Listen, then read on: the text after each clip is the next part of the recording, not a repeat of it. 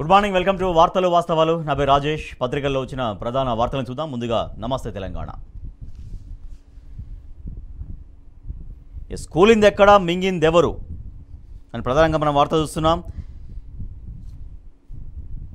Kaleshwaram project ఎట్లా నిఠారుగా నిలబడింది అనేది వార్త మనం చూస్తున్నాం. మరి కూలింది ఎక్కడ, 93,000 కోట్లు మింగింది ఎవరు, సవాల్ సీదా జవాబ్ దో అంటూ కాళేశ్వరం ప్రాజెక్టుకు సంబంధించి మనం ప్రత్యేకమైన కథనం చూడొచ్చు. కాళేశ్వరం కట్టినమన్నారు 1,00,000 కోట్లు మింగిరని మొన్నటికి మొన్న అసెంబ్లీలో ముఖ్యమంత్రి రేవంత్ రెడ్డి అన్నమాట.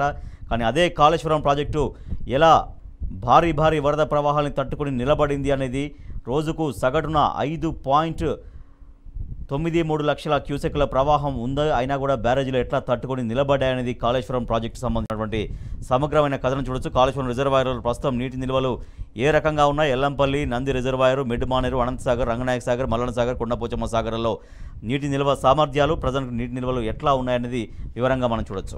మెగాకే కొడంగల్ లిఫ్ట్, పొంగులేటి రక్త సంబంధికులకు మరో ప్యాకేజీ, రాఘవ కన్స్ట్రక్షన్ మెగా లోపాయకారి ఒప్పందం, ముందే కూడబలుకున్నట్టుగా టెండర్ కొటేషన్లు, టెక్నికల్ బిడ్ అర్హత సాధించిన 4 కంపెనీలు, ప్రైస్ బిడ్లలో 2 ఏజెన్సీలు, ప్యాకేజీ పనులు చెరొకటి.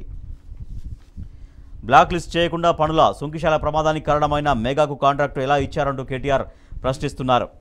రేవంత్కు సీఎంగా ఉండే అర్హత ఉందా? ఆయన చరిత్రహీన ముఖ్యమంత్రి, హైదరాబాద్లో ఉన్న వాళ్ళంతా మా వాళ్ళే, 10 ఏళ్లలో ప్రాంతీయ విద్వేషం లేదు, ప్రాంతీయ తత్వాన్ని రెచ్చగొడుతున్నారు సీఎం అంటూ కేటీఆర్ ధ్వజమెత్తారు. ఫిరాయింపుదారులో హైకోర్టు వణుకు, గాంధీ ఇప్పుడు ఏ పార్టీలో ఉన్నారు?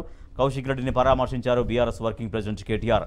దక్షిణాదిపై జాతీయ పార్టీల చిన్న చూపు, రాష్ట్రం నెంబర్ 1గా ఉన్న నష్టమే, కేంద్రం నుంచి తక్కువ నిధులు, పార్లమెంటు సీట్లు తగ్గే ప్రమాదం, టీచర్ల మధ్య తేడా సీఎంకు తగదు, సిద్దిపేటలో మాజీ మంత్రి హరీష్ రావు.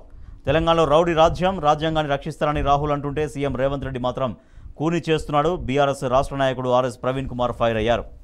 త్వరలో బీఆర్ఎస్ కీలక సమావేశం, వారం 10 రోజుల్లో కేసీఆర్ దిశానిర్దేశం చేయబోతున్నారు. ఎట్టకేలకు ఎమ్మెల్యే గాంధీ కుమారుడు కో-బ్రదర్పై కేసు నమోదు.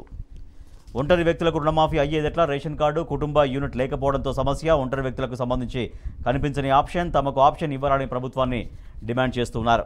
600 ఎకరాల తెలంగాణ భూమి కబ్జా, మన రాష్ట్ర భూమిని లాక్కెళ్లిపోతున్న కర్ణాటక రైతులను మరొక వార్త చూస్తున్నాం.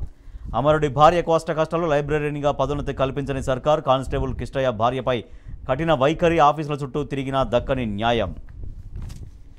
RRR నిర్వాసితుల రాస్తారోకో, రీజనల్ రింగ్ రోడ్లో భూములు, ఇల్లు కోల్పోతున్న నిర్వాసితులు ఆందోళనకు దిగారు. యాదాద్రి భువనగిరి జిల్లా చౌటుప్పల్ 65వ జాతీయ రహదారిపై వాళ్ళు రాస్తారోకో చేశారు. 28న గురుకులాల్లో చాక్ డౌన్, సమస్యల పరిష్కారానికి దశలవారీగా పోరాటం, స్పందించాలని సర్కారుకు గురుకుల జేఏసీ అల్టిమేటం జారీ చేసింది. ధర్నా చేసుకోండి, అద్దాలు పగలగొట్టండి, ఇది వైద్య ఆరోగ్య శాఖ మంత్రి దామోదర రాజనరసింహ తీరు.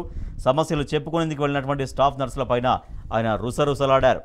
రియల్ డమాల్, హైడ్రా కూల్చివేతలతో తీవ్ర ప్రభావం ఉందని క్రెడాయ్ ఆందోళన వ్యక్తం చేస్తోంది. ఇల్లు కొనాలంటే కొనుగోలుదారుల భయం, ప్రభావం వాస్తవమేనన్నటువంటి హైడ్రా కమిషనర్. అక్టోబర్లో హైడ్రాపై ఆర్డినెన్స్ తీసుకొస్తామని రంగనాథ్ స్పష్టం చేస్తున్నారు. Telangana today, terrorism talking last breath in Jammu Kashmir అనే ఒక వార్త చూడొచ్చు. Revanth's East India Company now in government contract list. MEIL Raghava constructions short listed for NKLI works అనే ఒక వార్త చూస్తున్నాం.